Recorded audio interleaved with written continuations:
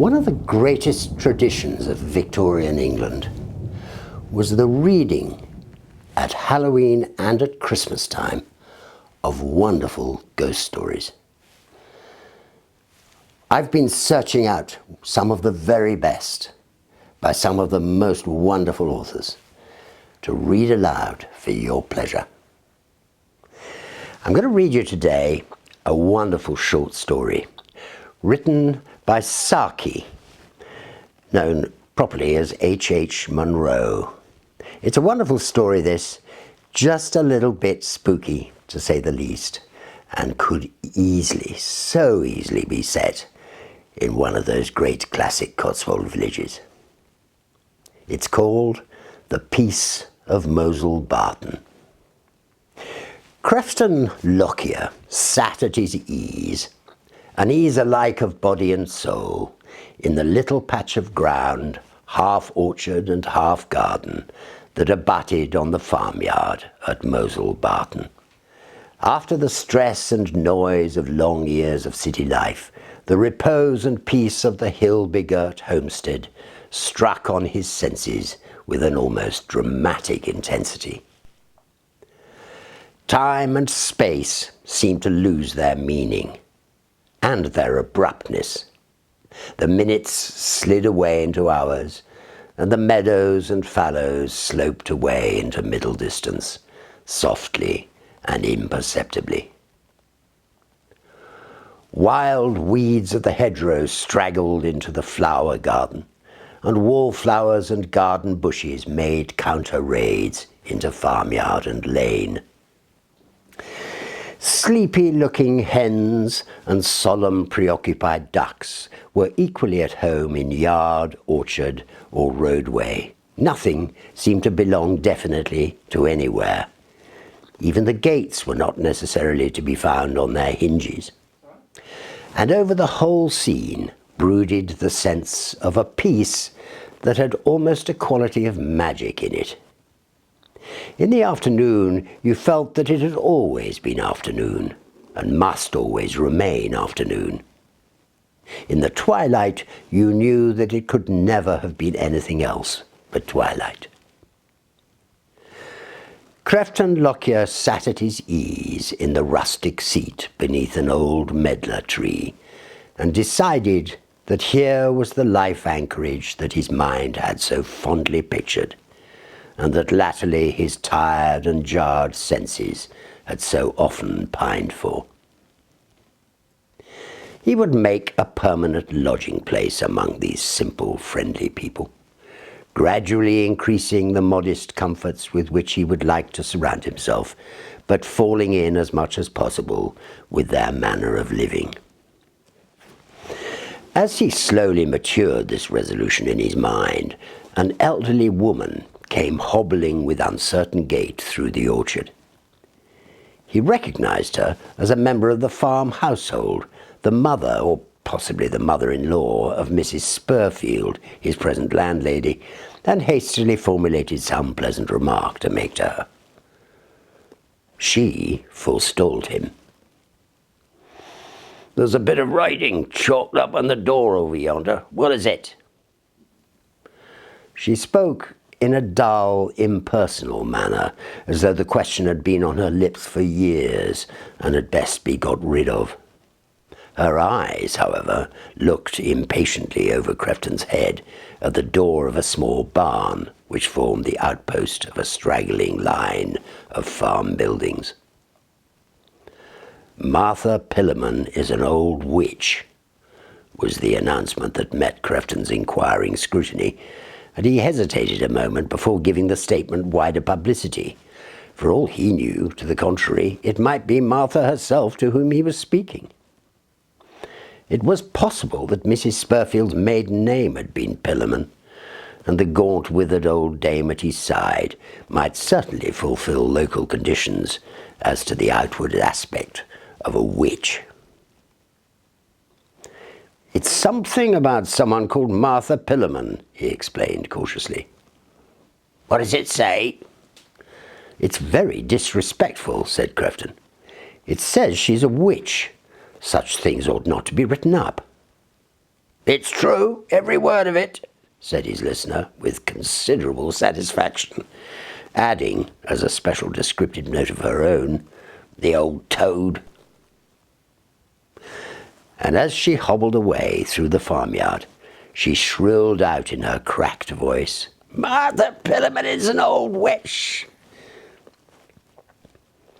"Did you hear what she said?" mumbled a weak, angry voice somewhere behind Crefton's shoulder. Turning hastily, he beheld another old crone, thin and yellow and wrinkled, and evidently in a high state of displeasure. Obviously, this was Martha Pillamon in person.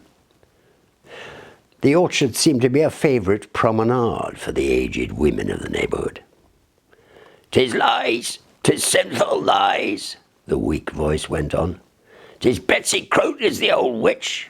She and her daughter, the dirty rat. I'll put a spell on the old nuisances." As she limped slowly away, her eye caught the chalk inscription on the barn door. "What's written up there?" she demanded, wheeling round on Crefton. "Vote for Sawker," he responded, with the craven boldness of the practised peacemaker. The old woman grunted, and her mutterings and her faded red shawl lost themselves gradually among the tree trunks. Crefton rose presently and made his way toward the farmhouse. Somehow, a good deal of the peace seemed to have slipped out of the atmosphere. The cheery bustle of tea-time in the old farm kitchen, which Crefton had found so agreeable on previous afternoons, seemed to have soured today into a certain uneasy melancholy. There was a dull, dragging silence around the board, and the tea itself, when Crefton came to taste it, was a flat, lukewarm concoction that would have driven the spirit of revelry out of a carnival. "It's no use complaining of the tea," said Mrs. Spurfield hastily, as her guest stared with an air of polite inquiry at his cup. "The kettle won't boil, that's the truth of it." Crefton turned to the hearth, where an unusually fierce fire was banked up under a big black kettle, which sent a thin wreath of steam from its spout, but seemed otherwise to ignore the action of the roaring blaze beneath it. "It's been there more than an hour, and boil it won't," said Mrs. Spurfield, adding, by way of complete explanation, "We're bewitched." "It's Martha Pillamon has done it," chimed in the old mother. "I'll be even with the old toad. I'll put a spell on her." "It must boil in time," protested Crefton, ignoring the suggestions of foul influences. "Perhaps the coal is damp." "It won't boil in time for supper nor for breakfast tomorrow morning, not if you was to keep the fire going all night for it," said Mrs. Spurfield. And it didn't. The household subsisted on fried and baked dishes, and a neighbour obligingly brewed tea and sent it across in a moderately warm condition.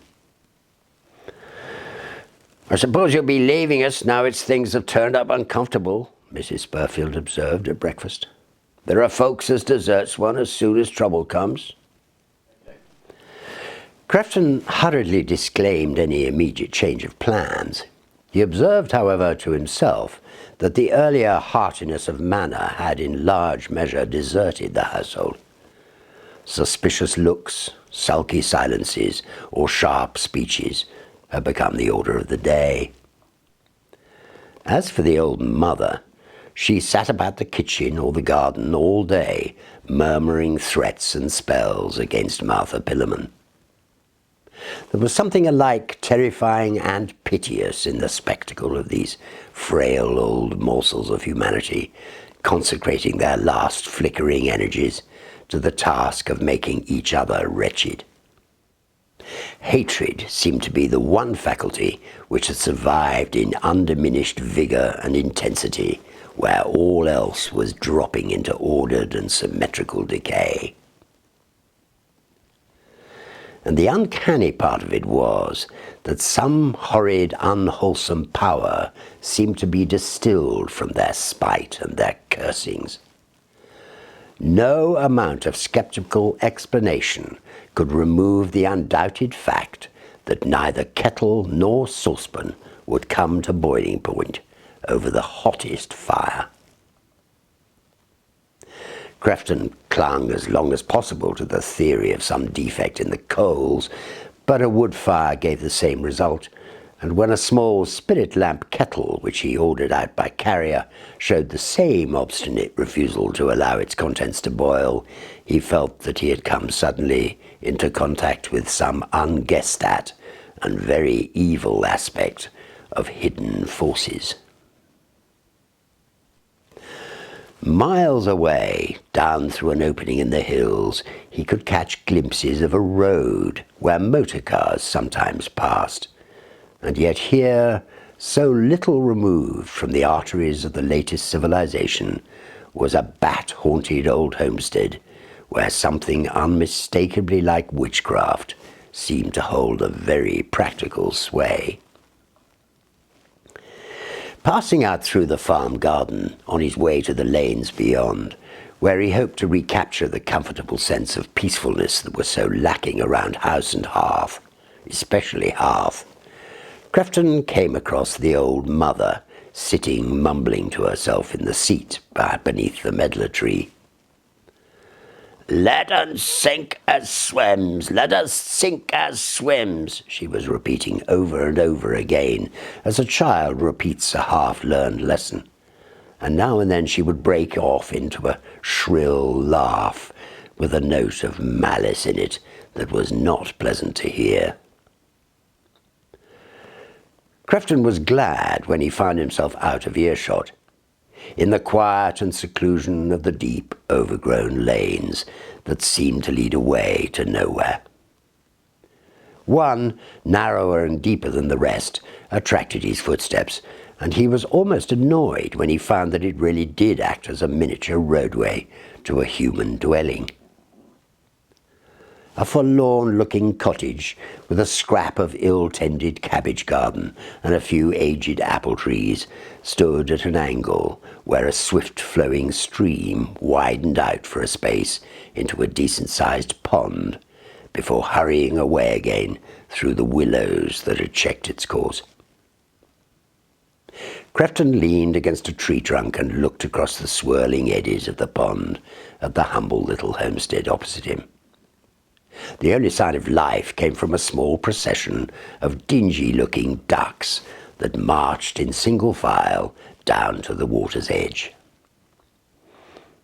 There's always something rather taking in the way a duck changes itself in an instant from a slow, clumsy waddler of the earth to a graceful, buoyant swimmer of the waters, and Crefton waited with a certain arrested attention to watch the leader of the file launch itself onto the surface of the pond. He was aware at the same time of a curious warning instinct that something strange and unpleasant was about to happen. The duck flung itself confidently forward into the water and rolled immediately onto the surface.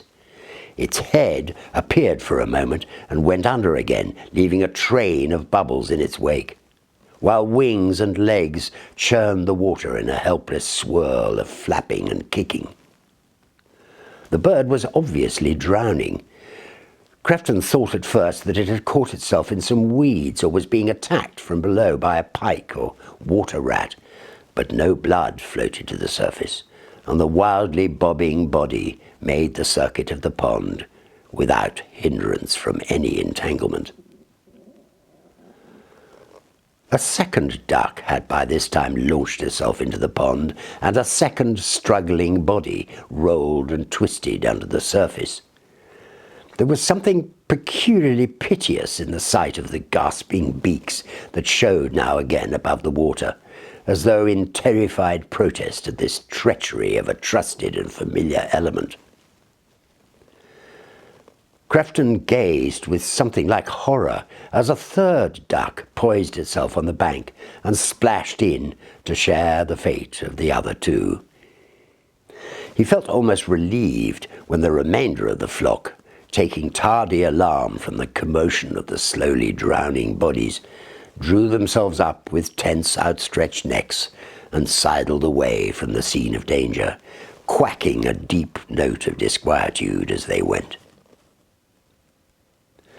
At the same moment, Crefton became aware that he was not the only human witness of the scene.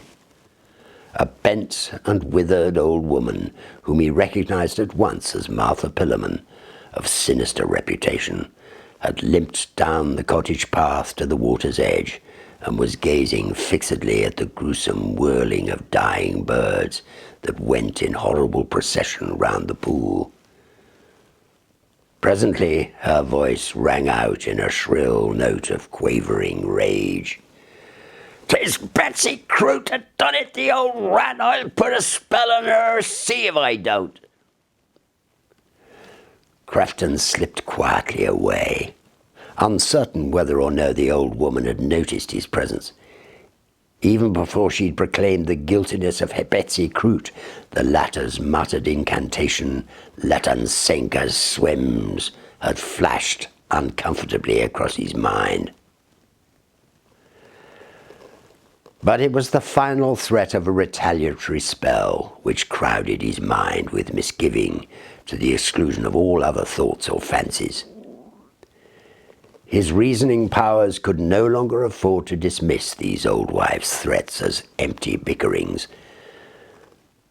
The household at Mowsle Barton lay under the displeasure of a vindictive old woman who seemed able to materialize her personal spites in a very practical fashion, and there was no saying what form her revenge for 3 drowned ducks might not take.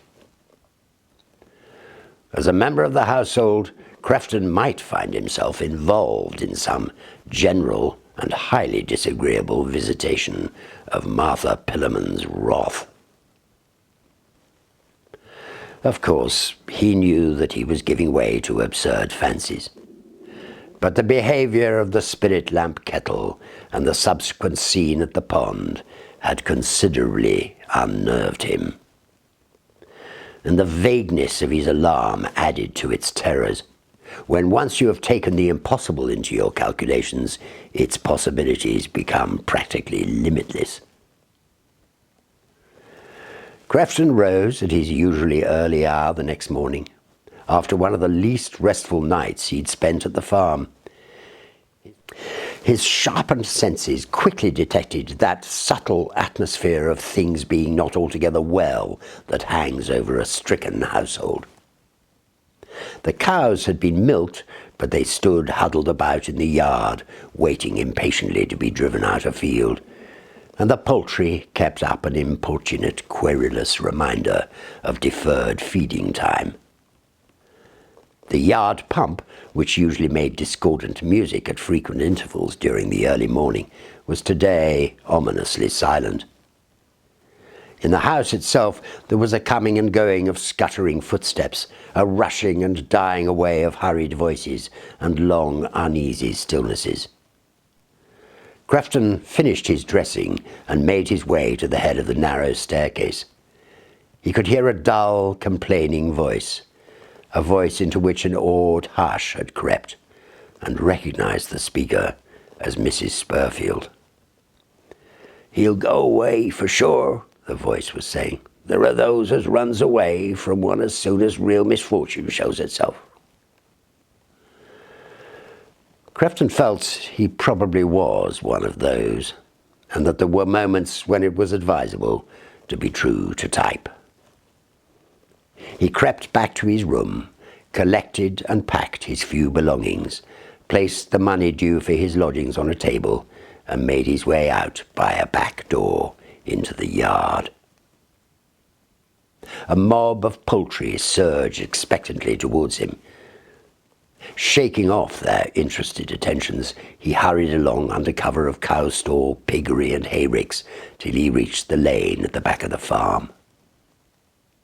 A few minutes' walk, which only the burden of his portmanteau restrained from developing into an undisguised run, brought him to a main road where the early carrier soon overtook him and sped him onward to the neighbouring town. At a bend of the road, he caught a last glimpse of the farm.